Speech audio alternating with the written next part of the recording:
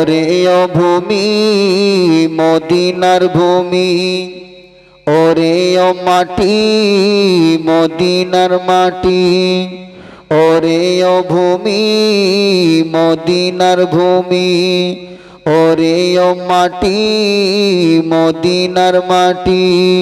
দুই দিকে দুই সাথী হায়, বিচখানে আমার নবী জিন্দা শুয়ে রয়, বিচখানে আমার নবী জিন্দা শুয়ে রয়।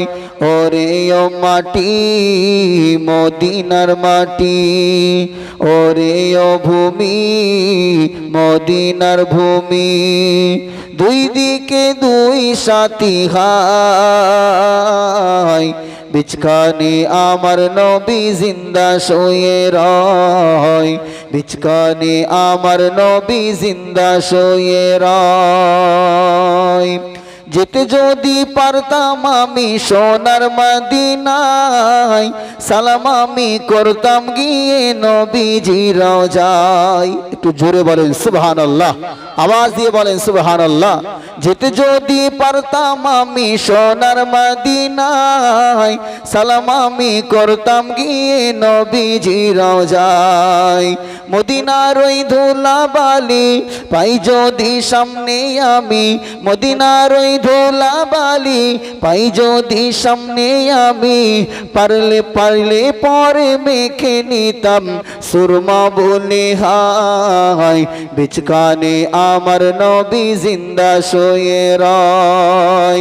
ওরে ও ভূমি মদিনার ভূমি, ওরে ও মাটি মদিনার মাটি, দুই দিকে দুই সাথী হায়, বিচখানে আমার নবী জিন্দা শুয়ে রয়, বিচখানে আমার নবী জিন্দা শুয়ে রয়। আল্লাহুম্মা সাল্লি আলা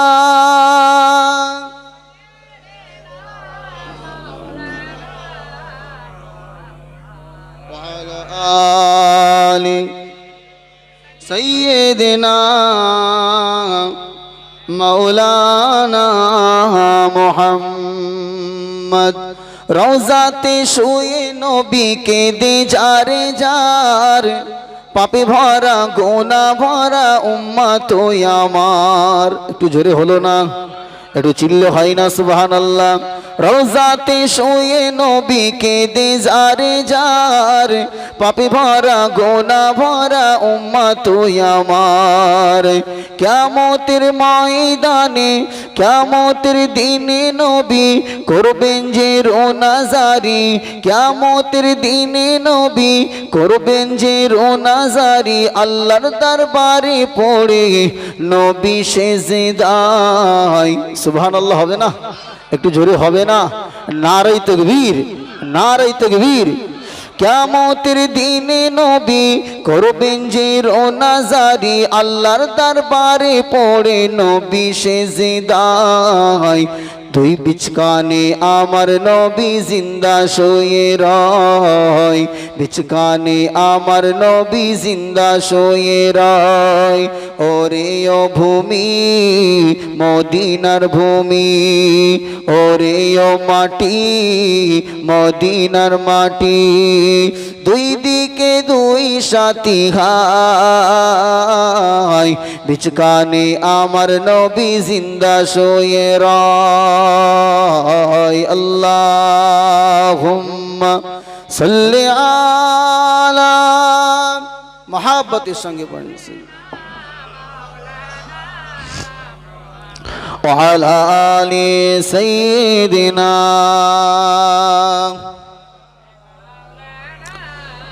ওই পাহাড়কে যদি প্রশ্ন করো সৃজন করেছে কে তোমাকে, ভাষাহীনা এক জবাব পাবে, আমার প্রভু সে যে আল্লাহ মহান। একটু জোরে হবে না? একটু চিল্লে হয় না সুবহানাল্লাহ? ওই নদীকে যদি প্রশ্ন করো সৃজন করেছে কে তোমাকে, ঢেউয়ে ঢেউয়ে তার জবাব পাবে। আমার প্রভু সে যে আল্লাহ মহান। ওই পাহাড় বলো নদী সাগর বলো, ওই পাহাড় বলো নদী সাগর বলো, সবই যে প্রভুর দয়ায় অফুরান। সে যে আল্লাহ মহান আল্লাহ, আল্লাহ মহান আল্লাহ, সে যে আল্লাহ মহান আল্লাহ, আল্লাহ মহান আল্লাহ। পাহাড়কে যদি প্রশ্ন করো, খুঁটিবিহীন এই নীল আকাশে দেখি অপরূপ খেলা। দিনের বেলায় সূর্যের আলো, রাতে তারকার মেলা। জোরে বলেন, একটু চিল্লে হবে না সুবহানাল্লাহ। খুঁটিবিহীন এই নীল আকাশে দেখি অপরূপ খেলা। দিনের বেলায় সূর্যের আলো, রাতে তারকার মেলা। ওই চন্দ্র বলো বা সূর্য বলো, সবই যে প্রভুর দয়ায় অফুরান। জোরে বলেন, আওয়াজ দিয়ে বলেন সুবহানাল্লাহ। নারে তাকবীর, নারে তাকবীর। ওই চন্দ্র বলো বা সূর্য বলো, সবই যে প্রভুর দয়ায় অফুরান। সে যে আল্লাহ মহান আল্লাহ, আল্লাহ মহান আল্লাহ, সে যে আল্লাহ মহান আল্লাহ, আল্লাহ মহান আল্লাহ। পাহাড়কে যদি প্রশ্ন করো, কালমা লা ইলাহা ইল্লাল্লাহ, লা ইলাহা ইল্লাল্লাহ, লা ইলাহা ইল্লাল্লাহ। সৃজন করেছো এই ধরনী, দিয়েছো কত শত নিয়ামত। তোমার হাতের এক ইশারায় হয়ে যাবে কিয়ামত। একটু জোরে হবে না, একটু চিল্লে হয় না সুবহানাল্লাহ। সৃজন করেছো এই ধরনী, দিয়েছো কত শত নিয়ামত। তোমার হাতের এক ইশারায় হয়ে যাবে কিয়ামত। এই পৃথিবী বলো বা ধরণী বলো, সবই যে প্রভুর দয়ায় অফুরান। এই সূর্য বলো বা চন্দ্র বলো, সবই যে প্রভুর দয়ায় অফুরান। সে যে আল্লাহ মহান আল্লাহ, আল্লাহ মহান আল্লাহ, সে যে আল্লাহ মহান আল্লাহ, আল্লাহ মহান আল্লাহ। পাহাড়কে যদি প্রশ্ন করো, লা ইলাহা ইল্লাল্লাহ, লা ইলাহা ইল্লাল্লাহ, লা ইলাহা ইল্লাল্লাহ, মুহাম্মাদুর রাসূলুল্লাহ সাল্লাল্লাহু আলাইহি ওয়াসাল্লাম। মুআজ্জাজ মুকাররম উলামা হযরত, সম্মানীয় মসজিদের পেশ ইমাম, আজকের এই জলসার যিনি প্রধান অতিথি, আমাদের সকলের প্রিয় ভাইজান সুলতানুল ওয়াইজিন আলা হযরত ছোট হুজুর পীর কিবলা রহমাতুল্লাহ আলাইহির সুযোগ্য পৌত্র জনাব মাওলানা মোহাম্মদ মুনতাকিম সিদ্দিক আল কুরাইশি ভাইজান, সম্মুখে উপবিষ্ট ইসলাম দরদি দিন দরদি বয়োজ্যেষ্ঠ মুরব্বী বাবাজিরা, পর্দার অন্তরালে অবস্থিতা ধার্মিকা সালেহা মা ও বোনেরা, প্রত্যেককেই অন্তরে অন্তরের স্থল থেকে মোবারকবাদ। আল্লাহ পাক রব্বুল আলামিনের দরবারে লাখো কোটি শুকরিয়া। আল্লাহ পাক আমাদেরকে মোহাব্বত করে ভালোবেসে এই সময়ে কিছু সময়ের জন্য দুনিয়ার খারাপিয়াত থেকে মাহফুজ রেখে আল্লাহ পাক এই জান্নাতের মাজমাতে বসবার সুযোগ করে দিয়েছেন। সকলে বলি আলহামদুলিল্লাহ। পরপরে জানাই অসংখ্য দরুদ ও সালামের নজরানা আমার আপনার নবী সরকারে দো আলম সৈয়দুনা হাবিবুনা ও মাওলানা মুহাম্মদুর রাসূলুল্লাহ সাল্লাল্লাহু আলাইহি ওয়াসাল্লামের উপর। সকলে পড়ি আল্লাহুম্মা আমিন। হাজিরানে মজলিস, আজকে আমরা এখানে সমবেত হয়েছি আমার ভাই মোহাম্মদ সাদ্দাম হোসেন অক্লান্ত পরিশ্রম করে মেহনত করে এই জান্নাতের মাজমা তিনি তৈরি করেছেন। আল্লাহ পাকের কাছে দোয়া চাই আমার ভাইয়ের মনের আশা তামান্নাকে আল্লাহ পুরা করে দেন। সকলে বলি আল্লাহুম্মা আমিন। আল্লাহ পাক তার নেক নিয়াতকে আল্লাহ কবুল করে নেন। সকলে বলি আল্লাহুম্মা আমিন। হাজিরানে মাজলিস, আমি সংক্ষেপে আপনাদের কাছে দু চার কথা আলোচনা করব। আমার পরেই ফুরফুরা শরীফ থেকে জানাব ভাইজান হুজুর আসবেন। আপনারা এখনো যারা রাস্তাঘাটে ঘোরাঘুরি করছেন পাক মেহফিলে চলে আসেন। যারা এসে গেছেন আপনাদের কাছে অনুরোধ করব জলসা শুরু করার আগে একটু মেহফিলটা সাজিয়ে নেওয়ার জন্যে একটু মোহাব্বতের সঙ্গে আল্লাহ পাকের নামে ধ্বনি দেন নারায়ে তাকবীর। মাশাআল্লাহ, আরো জোরে বলেন নারায়ে তাকবীর। সিলসিলায়ে হক ফুরফুরা শরীফ, সিলসিলায়ে হক ফুরফুরা শরীফ, নারায়ে তাকবীর। মাশাআল্লাহ। বাবাজি আমার, আমি আমার বক্তব্য শুরুতে আল্লাহ পাকের কোরআনুল কারীম থেকে একটি সূরার আয়াত পড়েছি, যে সূরাটা হচ্ছে সূরাতুল লাহাব। কি বলুন?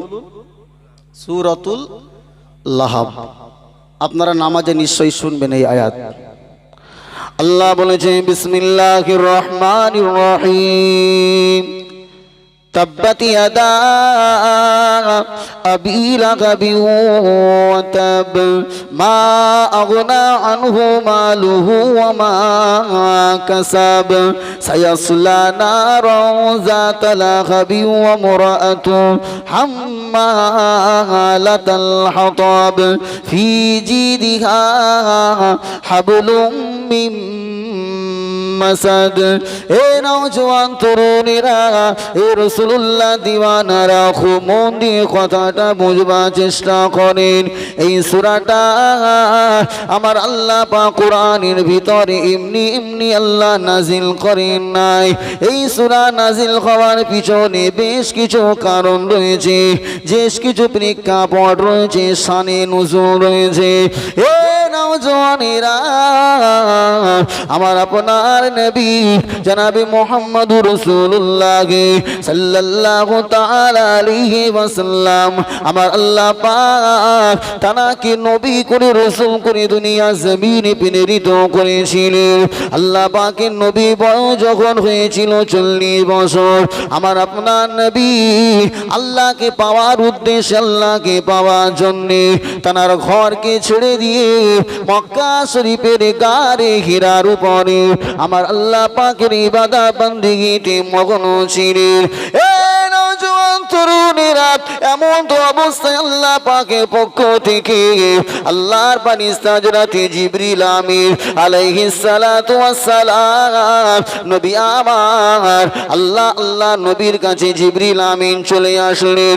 আল্লাহ নবী আল্লাহ পাকের ইবাদতে মগ্ন।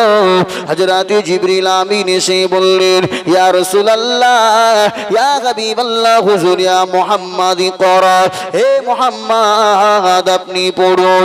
ওই সময়তে বুখারীর রিওয়ায়েতে লেখা আছে আমার আপনার নবী জিবরিল আমিনকে উদ্দেশ্য করে বলেছিল, হে ভাই জিবরিল, আমি পড়তে জানি না, আমি পড়তে জানি না। ওই সময়তে জিবরিল আমিন আলাইহিস সালাম আমার আপনার নবীকে সিনার সঙ্গে সিনালা লাগিয়ে দিলেন, হে মুহাম্মদ পড়ুন। আল্লাহ নবী বললেন, আমি পড়তে পারি না। আবার সিনার সঙ্গে লাগিয়ে দেওয়া হলো। আল্লাহ নবী বললেন, পড়তে পারি না। এমত অবস্থায় 3 বার যখন হযরত জিবরিল আমিনের সিনার সঙ্গে নবী সিনাটা লেগে যায়, আল্লাহ নবী জবান দিয়ে 5টা আয়াত বার হয়ে গেল, যেটা কোরআনুল কারীমের নাজিলকৃত সর্বপ্রথম আয়াত, যেটা 30 নম্বর পারাতে রয়েছে। সূরাটার নাম হলো সূরাতুল আলাক। এ নওজওয়ান তরুণেরা, এ রাসূলুল্লাহর দিওয়ানারা, আল্লাহ নবী যখন তেলাওয়াত করলেন, ইকরা বিসমি রাব্বিকাল্লাযী খলাক, খলাকাল ইনসানা মিন আলাক, ইকরা রাব্বুকাল আকরামুল্লাযী আল্লামা বিল কলাম, আল্লামাল ইনসানা মা লাম ইয়ালাম। আমার আল্লাহ পাক 40 বছর হায়াতে আমার আপনার নবীকে গারে হীরার ভিতরে আল্লাহ নবুয়ত দান করে দিলেন। জোরে বলুন সুবহানাল্লাহ। এ নওজওয়ান তরুণেরা, আল্লাহ নবী জীবনের দুটি পাঠ রয়েছে, একটা হলো নবুয়তের পূর্বের পাঠ আর একটা হলো নবুয়তের পরের পাঠ। আল্লাহর নবী নবুয়ত নবী হয়েছিলেন 40 বছর বয়সে, দুনিয়া 40 বছর বয়সে। আল্লাহর নবী 40 বছর পর্যন্ত মক্কা জমিনে মুহাম্মদুর রাসূলুল্লাহর একটাও শত্রু ছিল না, একটাও দুশমন ছিল না, বরং মুহাম্মদুর রাসূলুল্লাহকে মক্কার কুফারে কুরাইশরা মুহাব্বত করে ভালোবেসে আমার আপনার নবীর নাম দিয়েছিল আল আমিন। জোরে বলুন। এ নওজোয়ান তরুণেরা, এ রাসূলুল্লাহ দিওয়ানারা, নবীজি শত্রু সেদিন থেকে মক্কা জমিনে বেড়ে গিয়েছিল যেদিন আমার আপনার নবী হাবিবুল্লাহ মুহাম্মদুর রাসূলুল্লাহ মক্কার মানুষের কাছে ইসলামের সঠিক বার্তাগুলো, ইসলামের সঠিক মেসেজগুলো যখন মানুষের সম্মুখে পৌঁছাতে আরম্ভ করেছিল, ওই দিন থেকে আল্লাহ রাসূলের শত্রু মক্কা জমিনে একটা একটা একটা একটা করে বাড়তে শুরু করেছিল। এ নওজওয়ানেরা, এ রাসূলুল্লাহ দিওয়ানারা, খুব ভালো করে কথাটা শোনেন। আল্লাহর নবী যতদিন না পর্যন্ত আল্লাহর হাদানিয়াতের বাণী, আল্লাহর একত্ববাদের বাণী মানুষের কাছে না পৌঁছেছে, আল্লাহ রাসূল যতদিন না পর্যন্ত আল্লাহ সম্পর্কে দাওয়াত দিয়েছিল, আল্লাহ রাসূলের কোনো শত্রু মক্কা জমিনে ছিল না। কিন্তু যেদিন থেকে নবী আমার হক কথাগুলো মানুষের কাছে প্রচার করা আরম্ভ করলো, মুহাম্মদুর রাসূলুল্লাহর পিছনে দুশমনেরা উঠে পড়ে লেগে গেল।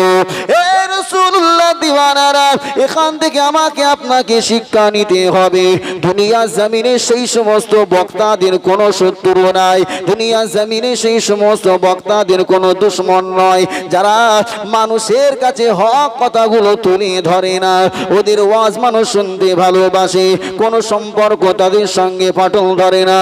কিন্তু যে আলেম উলামা, যে ওয়াইজিনগণ সমাজের বুকে মানুষের কাছে কোরআনুল কারীমের হক কথাগুলো বলতে যায়, মানুষের কাছে যখন সত্য কথাটা বলতে যায়, তখনই ওই মানুষের দুশমন বেড়ে যায়। ঠিক না বেঠিক? জোরে বলুন। একটা ইমাম আপনাদের মসজিদে 40 বছর ইমামতি করবে, ইমামতি যাবে না কেন? সে শুধু বক্তব্য করে নবীজির জীবনী, মা ফাতেমার জীবনী, হযরত আলীর জীবনী। জীবনে সুদখোরের বিরুদ্ধে ওয়াজ করে না, ঘুষখোরের বিরুদ্ধে ওয়াজ করে না, বেনামাজির বিরুদ্ধে ওয়াজ করে না, জিনাখোরের বিরুদ্ধে ওয়াজ করে না, শুধু মিষ্টি মিষ্টি নবীজির কাহিনী শোনায় পাবলিক। সুবহানাল্লাহ। ইমামের মতো ইমাম হয় না, যেই নামাজ পড়বার তাগিদের কথা বলে ইমামের খুদ ধরা শুরু করে। ঠিক না বেঠিক? জোরে বলে। আওয়াজ দেন বাবাজিরা। তাহলে বোঝা গেল আল্লাহর নবীরও সেম, নবীজি যতদিন না পর্যন্ত আল্লাহর হাদানিয়াতের বাণী মানুষের কাছে পৌঁছেছে, মুহাম্মদুর রাসূলকে ওই কাফের রাই যারা নবীকে দুনিয়া থেকে মারার প্ল্যান করেছিল, সরিয়ে দেওয়ার চেষ্টা করেছিল, ওই মক্কাবাসীরাই একদিন নবীর নাম দিয়েছিল আল আমিন, আমানতদার, সত্যবাদী। কিন্তু সেই রাসূল যখন তাদের কাছে দ্বীনের প্রচার করতে আরম্ভ করলো, তারাই রাসূলুল্লাহকে বলতে লেগেছিল মুহাম্মদ হলো কাজ্জাব, বড় মিথ্যুক, মুহাম্মদ হলো জাদুকর, মুহাম্মদ হচ্ছে জ্যোতিষী। নাউজুবিল্লাহ বলে। তাহলে বোঝা গেল যতদিন না পর্যন্ত মুহাম্মদ সাল্লাল্লাহু আলাইহি ওয়াসাল্লাম জাতির কাছে হক বার্তা পৌঁছেছে, ততদিন মুহাম্মদ সাল্লাল্লাহু আলাইহি ওয়াসাল্লাম কি ছিলেন? তাদের কাছে খুব ভালো মানুষ ছিলেন। যেদিন থেকে নবীজি হক কথা বলা শুরু করেছেন, সেদিন থেকে কি হয়ে গেল? দুশমন। আমার আব্বা জানেরা, নওজওয়ানেরা, তরুণেরা, হে রাসূলুল্লাহর দিওয়ানারা, আমার আল্লাহ পাক কোরআনের ভিতরে এই যে সূরাটা নাজিল করেছেন, যে সূরাটার নাম হলো সূরাতুল লাহাব। লাহাব হলো একজন ব্যক্তির নাম। আমরা প্রত্যেকেই জানি আল্লাহ রাসূলের একজন চাচা ছিল, তার নাম হলো আবু লাহাব। কি বলেন? আবু লাহাব। আবু লাহাবের প্রকৃত নাম কিতাবের ভিতরে এসেছে আব্দুল উজ্জা, যার মানে হলো উজ্জা ঠাকুরের বান্দা। কি বলুন? উজ্জা ঠাকুরের বান্দা। তার মানে ওনার নাম হচ্ছে প্রকৃত আব্দুল উজ্জা। আব্দুল মানে হলো বান্দা, দাস, গোলাম, আর উজ্জা ওদের একটা দেব দেবীর নাম ছিল। উজ্জা, লাত, মানাত, হবল, এসব ওদের যারা পুজো করত ওই ওদের দেব দেবীর নাম ছিল। ওই নামের সঙ্গে নামকরণ করে আমরা যেরকম রাখি আব্দুল্লাহ, রাখি না? জোরে বলুন। আব্দুল্লাহ মানে হলো আল্লাহর দাস, আর ওরা রাখতো আব্দুল উজ্জা, উজ্জার দাস। যেহেতু তারা আল্লাহকে মানতো না, উজ্জাকে মানতো, লাতকে মানতো, তাই ঠাকুরের সঙ্গে নাম মিলিয়ে নাম। তো আবু লাহাব, লাহাব শব্দের মানে হলো আপনার লাল বর্ণের, কি বলেন, অগ্নির লেলিহান, মানে আগুনের, আগুন জ্বলতে জ্বলতে যেরকম আপনার একদম উপরে যে আগুনটা ওঠে দেখেছেন একটা সুন্দর, ওই আগুনের লেলিহান অর্থাৎ সুন্দর লাল বর্ণের। মানে আবু লাহাবের চেহারাটা ছিল খুব লম্বা চওড়া, পরিষ্কার সাদা, সেই জন্য তার নাম হয়েছে আবু লাহাব। বাপ আমার, এখন এই আবু লাহাবের একটা স্ত্রী, আবু লাহাবের স্ত্রী হচ্ছে, ওনার নাম তাফসিরে এসেছে উম্মে জামিল। কি বলুন? উম্মে জামিল। এই নামটাও আপনারা মানে খুব শুনেছেন যে আল্লাহর নবীর চলার পথে এই উম্মে জামিল কাঁটা বিছিয়ে রাখতো, ঠিক না? কিতাবে লেখা আছে এই বুড়িটা আল্লাহ রসুলের চলার পথে কাঁটা বিছিয়ে রাখতো। এ হচ্ছে ওই হাইবিটের স্ত্রী, মানে আবু লাহাবের বউ। তো স্বামী এক হাইবিট, এ ছিল আর এক হাইবিট। আবার এই উম্মে জামিলের ভাইয়ের নাম হচ্ছে আবু সুফিয়ান। কি বলুন? আবু সুফিয়ান। মানে আবু লাহাব ছিল একটা নেতা, আর আবু সুফিয়ান ছিল আর একটা বড় নেতা। দুই নেতা আর বোনের সঙ্গে শালা বোনায়ের সম্পর্ক। এখন আবু সুফিয়ান আল্লাহর নসিবে, পরে আবার আবু সুফিয়ান ইসলাম কবুল করেছিলেন, সুবহানাল্লাহ। কিন্তু এই আবু লাহাব আর উম্মে জামিল এদের নসিবে ঈমান হয়নি। এখন আল্লাহ পাক রব্বুল আলামিন এই যে সূরাটা নাজিল করেছেন, নাজিল করার একটা কারণ আছে। তাফসিরে ইবনে কাসির বলেন, তাফসিরে তাবারি বলেন, এই ঘটনাগুলো লেখা আছে কিতাবের ভিতরে লেখা আছে।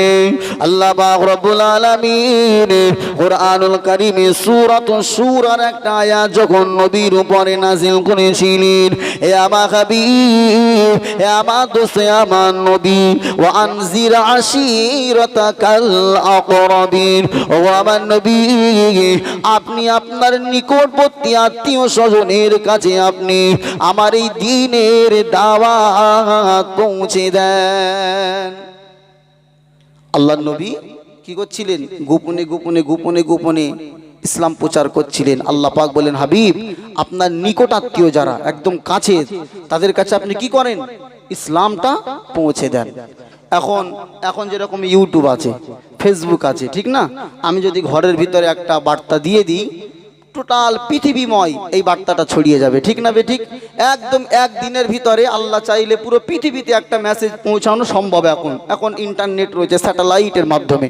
কিন্তু আল্লাহর নবী গোটা মক্কাবাসীকে একত্রিত করে কিভাবে এই মেসেজটা দেবে তার একটা প্রসেস, সেই সময় মক্কার মানুষদের একটা পন্থা ছিল, সিস্টেম ছিল, সেই সিস্টেমে আল্লাহর রাসূল গেলেন।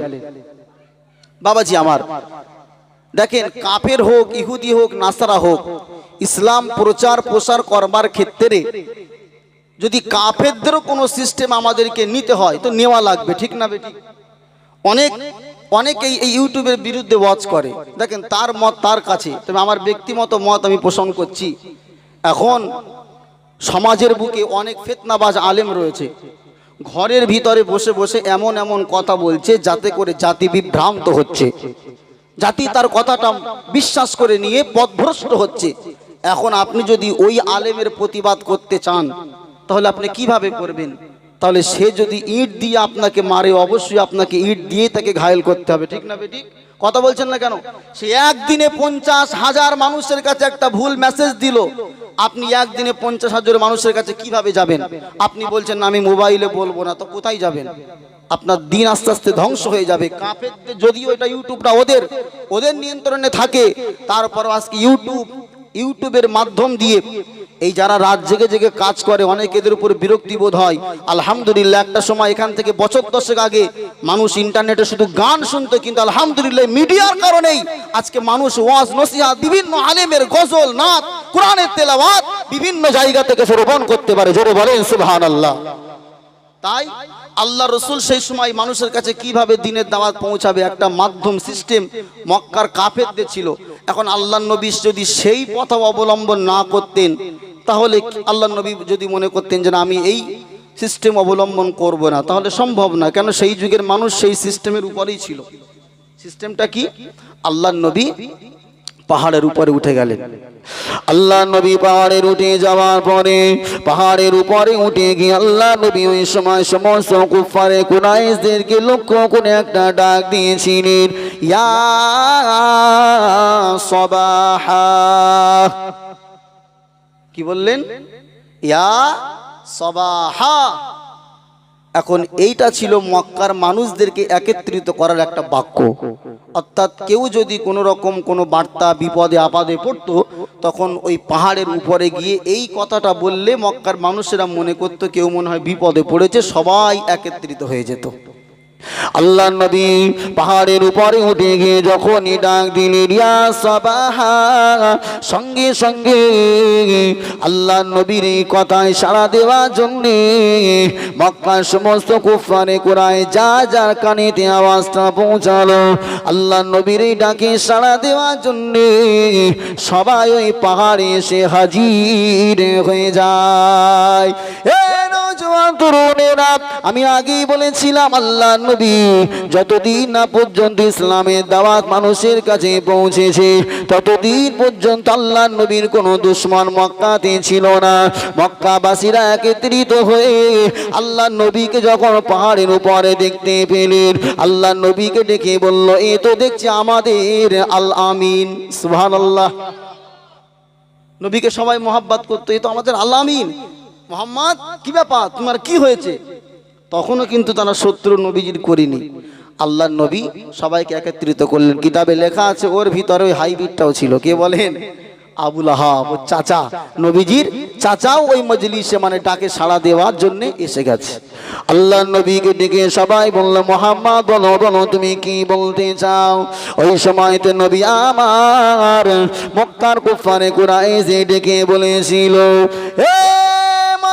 কুফারে কুরাইশেরা, আমি মুহাম্মাদুর রাসূলুল্লাহ তোমাদেরকে যদি বলি এই পাহাড়ের পিছন দিক থেকে কোন শত্রুপক্ষ তোমাদের উপরে আক্রমণ করবার জন্য এগিয়ে আসে, কোন শত্রুপক্ষ তোমাদেরকে মোকাবেলা করবার জন্য এগিয়ে আসে, আমি মুহাম্মাদুর রাসূলুল্লাহ আমার এই কথাটা কি তোমরা মেনে নেবে, বিশ্বাস করবে? ওই সময়তে মক্কার কুফারে কুরাইশেরা বলেছিল, এ মুহাম্মদ তুমি যদি বলো আমাদের কোন শত্রুপক্ষ আমাদেরকে আক্রমণ করবার জন্য আসে, আমরা নির্দ্বিধায় তোমার কথাটাকে বিশ্বাস করব, কেননা ইতিপূর্বে তোমাকে আমরা কোনোদিন মিথ্যা কথা বলতে দেখি নাই। জোরে বলেন। নওজোয়ান তরুণেরা, আমার আপনার নবী যে সাদিক, আমার আপনার নবী যে আল আমিন, এটা মুসলমানদের সাক্ষ্য দেওয়ার প্রয়োজন নাই। ওই কুফারে কুরাইশরা সেদিন পাহাড়ের উপরে দাঁড়িয়ে দাঁড়িয়ে বলেছিল, মুহাম্মদ তুমি যদি বলো আমরা এক বাক্যে বিশ্বাস করে নেব, কেননা ইতিপূর্বে তুমি কোনোদিন মিথ্যা বলো। একটু জোরে বলেন সুবহানাল্লাহ। বলবেন না? আপনার নবীর সার্টিফিকেট কাফের রায় দিয়ে দিল। জোরে বলেন সুবহানাল্লাহ। যে আপনি তো কোনোদিন মিথ্যা কথা বলেননি, তা আপনি যদি বলেন তো মেনে নেব। আল্লাহ নবী সুযোগ পেয়েছে। কুফারে কুরাইশেরা, তোমরা যদি আমার এই কথাটা মানো, আমি নবী তোমাদেরকে জানিয়ে দিলাম, তোমরা এক আল্লাহকে বিশ্বাস করো, জাহান্নামের আগুন থেকে ভয় করো। এই কথাটা বলার সাথে সাথে মুহাম্মদ আর বন্ধু থাকলো। একটু জোরে বলেন।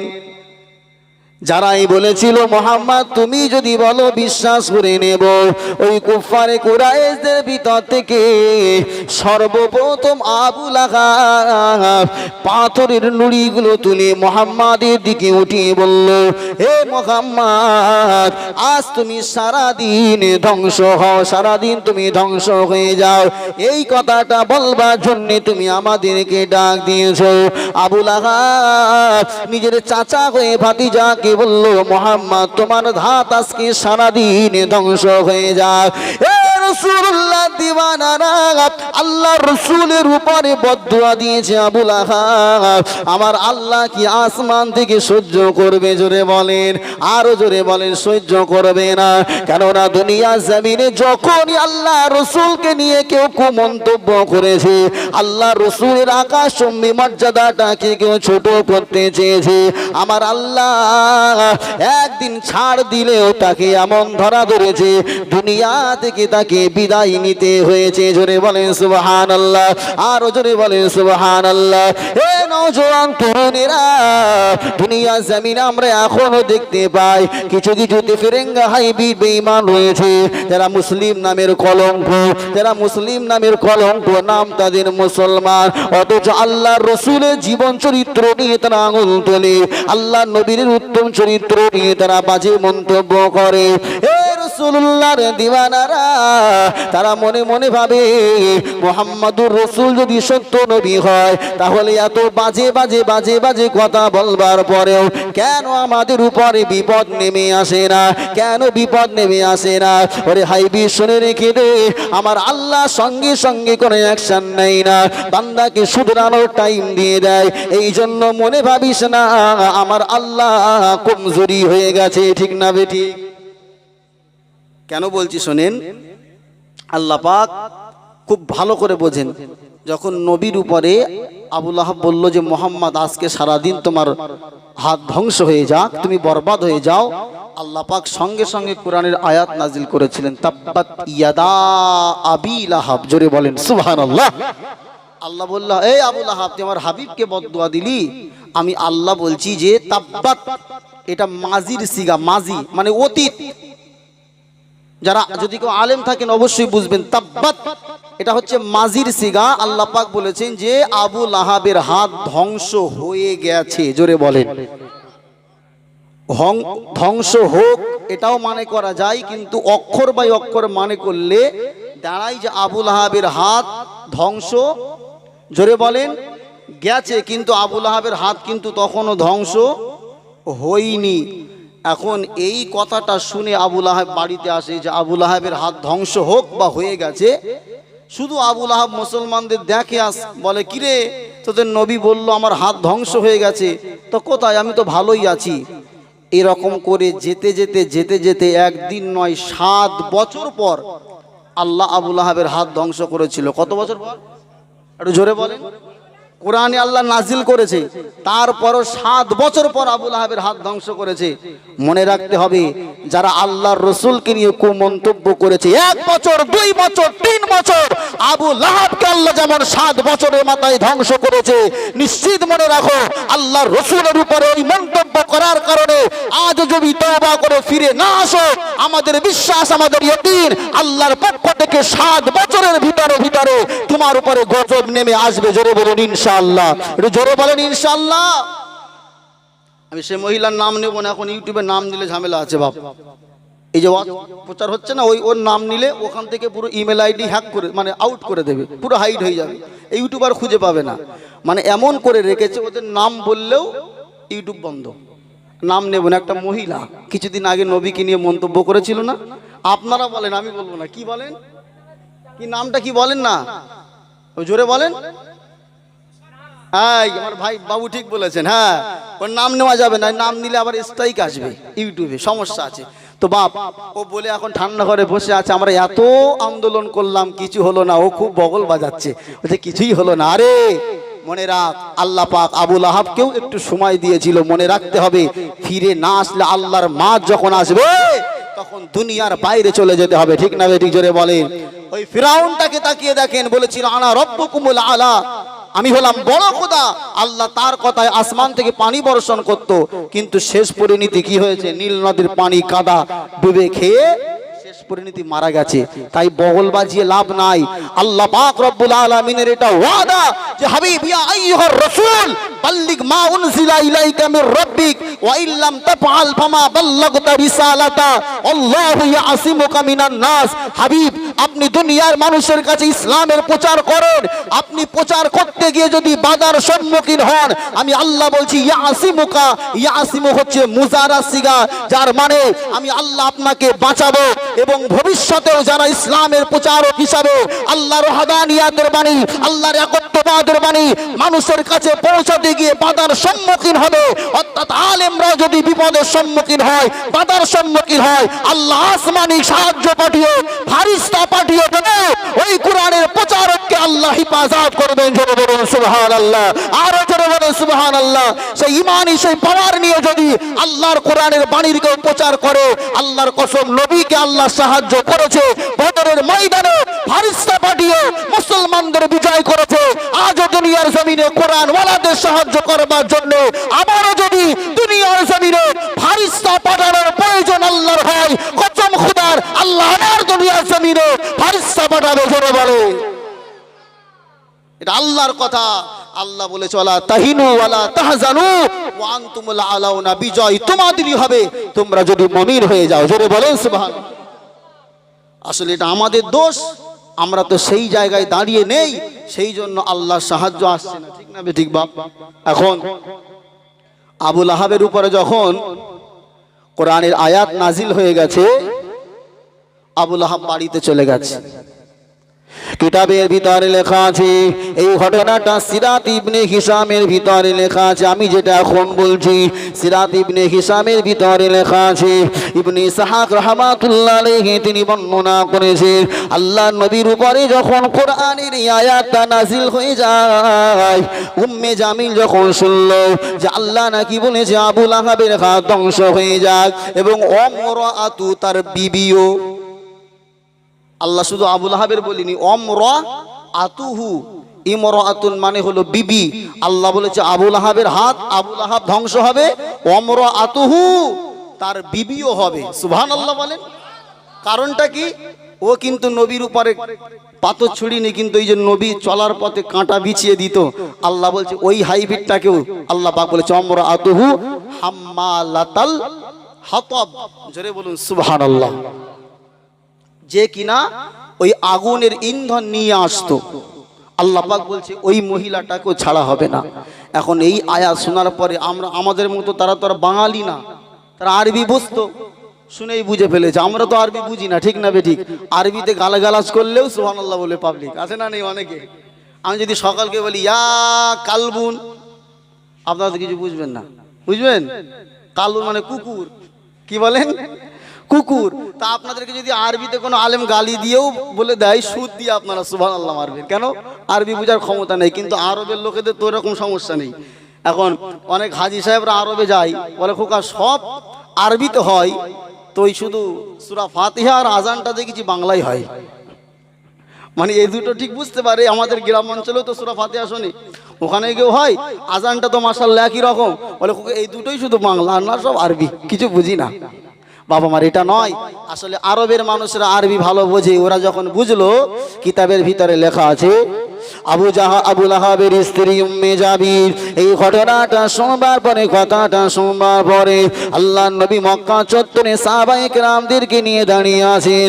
সঙ্গে আল্লাহ রাসূলের প্রাণ প্রিয় সাহাবী হযরত আবু বকর তিনিও দাঁড়িয়ে আছেন।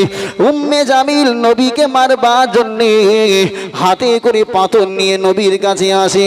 আমার আল্লাহ সঙ্গে সঙ্গে ওই উম্মে জামিলের চোখ থেকে আমার নবীকে অদৃশ্য করে দেয়। জোরে বলেন সুবহানাল্লাহ।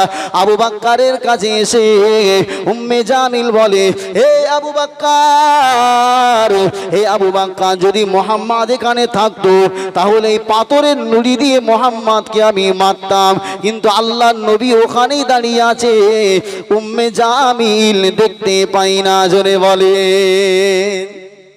উম্মে জামিল বাড়ি চলে গেছে। আবু বকর বলছে, ইয়া রাসূলুল্লাহ, হাবিবাল্লাহ, আপনি তো এখানেই ছিলেন।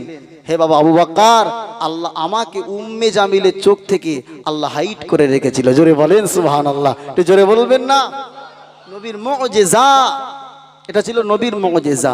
বাপ আমার, এখন আবু লাহাব বাড়ি চলে এসেছে। আল্লাহর নবী কোরআনের আয়াত নাজিল করে দিল যে আবু লাহাবের হাত ধ্বংস হয়ে যাবে। এই নওজোয়ান তরুণেরা, একটুখানি পূর্বে ফিরে আসুন। আবু লাহাবের সঙ্গে আল্লাহ রসুলের সম্পর্ক অনেক ভালো ছিল। যদি কোনো মানুষের সঙ্গে সম্পর্ক ভালো না থাকে, তাহলে কি কোনো মানুষ তার ছেলের সঙ্গে মেয়ের বিবাহ দেয়? জোরে বলেন। হুজুর এসে গেছে? একটু তাকবীর দেন, নারে তাকবীর। আরো জোরে বলেন, নারে তাকবীর।